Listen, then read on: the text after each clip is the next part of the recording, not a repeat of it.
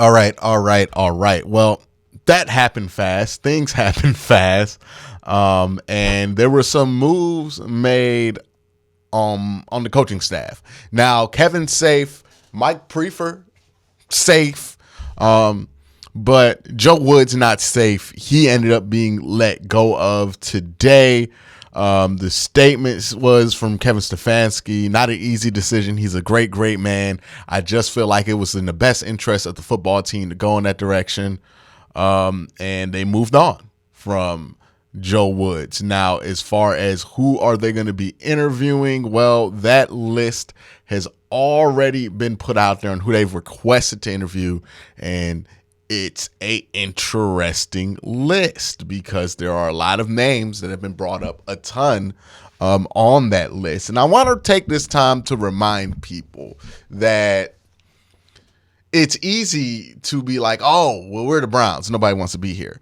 But when it comes to this job, the defensive coordinator job, I believe it to be a very attractive one because not only do you have Myles Garrett, not only do you have other young great players like Denzel Ward, Greg Newsome, Martin Emerson, Grant Delpit's taking a step, JOK, like you have a lot of intriguing young pieces. You also have a team that has an offense with the already set offense and a quarterback. Why would that be important to a defensive coordinator? I can hear some of you asking, right? You should only care about the defense. Well, defense coordinators care a lot about what the offensive side of the ball has going for it because they don't want to have their defense put in situations where they're put on the field a ton of times and then that defense gets exposed, right? You want your work to have the best chance possible of shining through. And how your work can have the best chance possible of shining through if you're a defensive coordinator is you go somewhere that has a good offense. So this was an attractive job. People telling you that this wasn't an attractive job, they're just kind of doing the whole cynical Cleveland thing. But this was an attractive job. Right now, they have Brian Flores, who we all know, listed to interview. Gerard Mayo, former player. He's a coach, a linebackers coach on the Patriots staff. Sean Desai, who I'm not super familiar with. I'm going to do a quick Google search of him, but I'm not super familiar with him. He's probably an assistant somewhere. Yeah, he's an assistant for the Bears. And he was an associate head coach for the Seahawks. So he was defensive coordinator for the Bears in 2021. So 1 year of experience there. And he was the associate head coach for the Seattle Seahawks also in 2021? No, 2022. So right now with the Seahawks. So he cannot interview, obviously, until the Seahawks are eliminated. Jim Schwartz, who right now I believe is an assistant for Tennessee, so he's available to interview at any time. And then Jim Leonard, who's not associated with the NFL team, I don't know if he has a job yet because he was the interim coach at Wisconsin, former Brown. And I think Jim Leonard would be interesting because he has a lot of special teams experience too. Maybe he can help out on that side too. But as a coach, he was a defensive back coach in 2016, then became the defensive coordinator and defensive backs coach in 2017 from 2022, and he was the interim head coach for Wisconsin this year when they let go of Pat Narduzzi or whoever it was that was over there in Wisconsin. So that is the list. There are guys like Ichiro who might become available who aren't available right now. The Browns can't add somebody, and that's the Broncos defensive coordinator. If you don't know, the Broncos had one of the best defenses in the NFL, but he's going to be let go because he was a part of a Nathaniel Hackett staff. But the reason they can't add him to this list yet is because he's currently a defensive coordinator for a team. And the rules are that you can't offer a lateral move without like the team that guy's on getting something in return or something like that. So if a guy is a defensive coordinator for the Broncos, they're probably going to wait and see if he shakes loose before they try to offer him the Browns defensive coordinator job. Also, he's right now interviewing for some head coaching positions. So he's going to obviously want to see what happens with that. But there are the names right now, the early candidates: Brian Flores, Jerod Mayo, Jim Schwartz, and Jim Leonard. Jim Schwartz, obviously long-term defensive coordinator. I believe he was the head coach of the Lions, defensive coordinator for a long time, I believe, in Tennessee. A lot of coaching experience there. Spent the last few years as an assistant. There is some interest there with him now. With Jim Schwartz, he would be a wide nine guy, which means he's going to run a lot of what he ran in Detroit, and that was the Nick Fairley and Ndamukong Suh days. You would know with a Jim Schwartz defense that defensive tackle would become prioritized.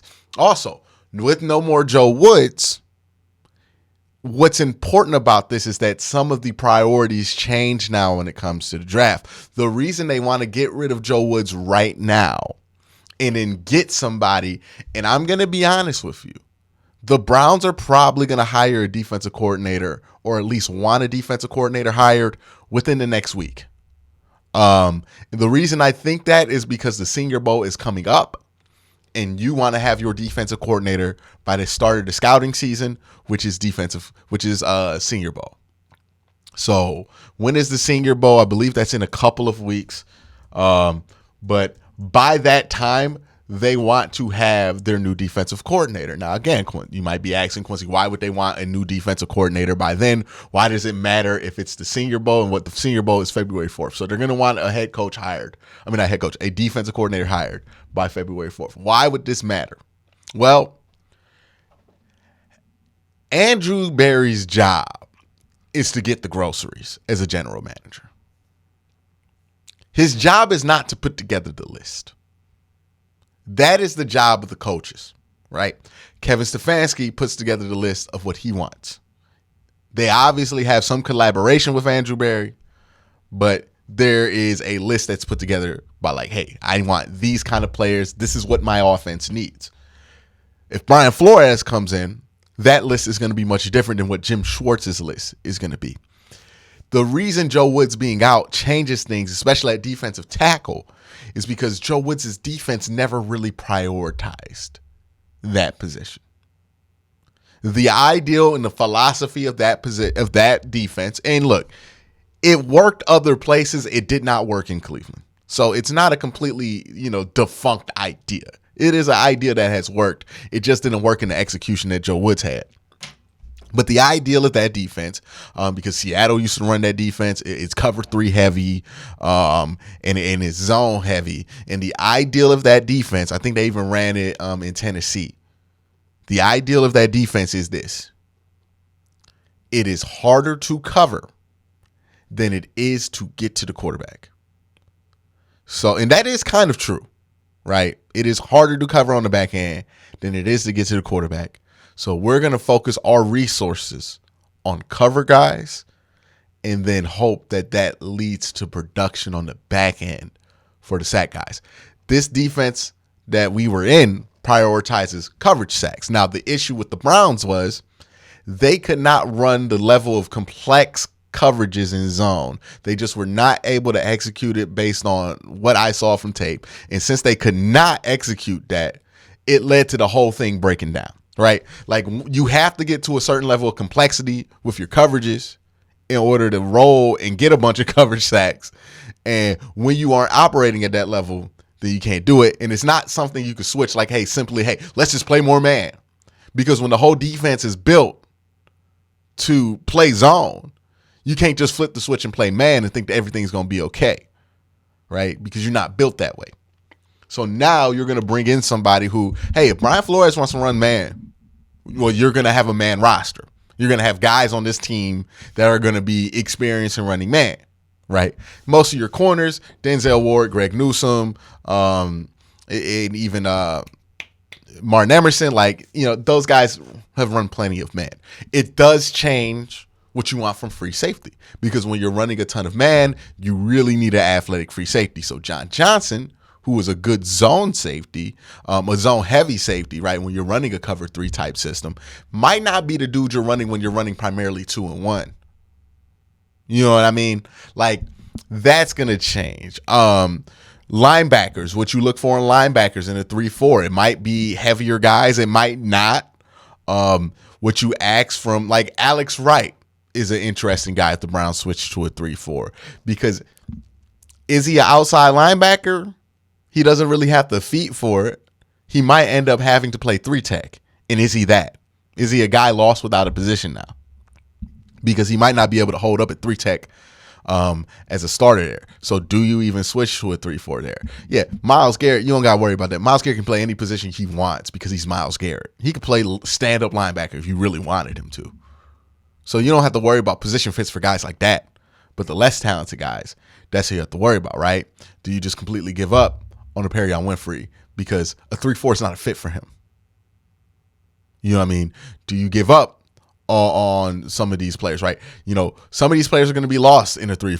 Sione Takitaki would be one. I would worry about JOK in a 3-4. I would worry about a lot of these guys, honestly. A lot of linebackers I would worry about in a 3-4. I don't think that's a clean transition there. But in a 4-3, if you get Jim Schwartz and you're running a wide 9, that's basically in the front 7 what you've been doing, but maybe it's a more aggressive version of that, and then you have the back end guys. Ultimately, what I think was important was that they changed the voice in the room on the defense. They needed a new voice. We'll see who that new voice is. We'll see what that new voice brings. And hell, it's not 100% it's kind of an assumption, but it's not a guarantee that Brian Flores comes in here and says we must run 3-4 base. He might say, hey man, I could see a 4-3 here, right? A coach's job isn't to force their system onto a group of players as much as it is to look at the group of players and decide what system will these guys succeed the best in. That's what the good ones do. So we'll see what happens here. But that's the Joe Woods thing. He's gone. No more Joe Woods. Now, let's see what else happens and how these things go forward.